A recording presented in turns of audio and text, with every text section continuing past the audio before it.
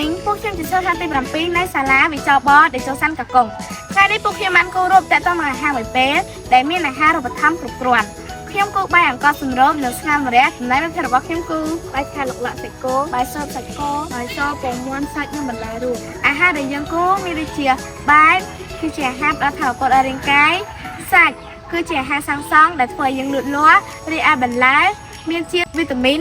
និងជាតិរ៉ែ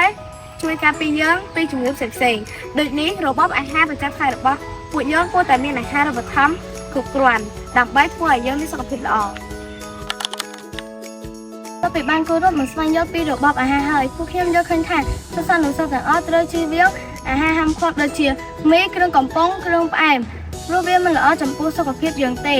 វាអាចបណ្ដាលឲ្យយើងកើតជំងឺផ្សេងៗដូចជាជំងឺទឹកនោមផ្អែមខូចដំណងនោមឈឺក្រពះជាដើមដូចនេះការបរិភោគអាហារដែលមានអាហារូបត្ថម្ភគ្រប់គ្រាន់ទើបមិនប៉ះពាល់ដល់សុខភាពយើង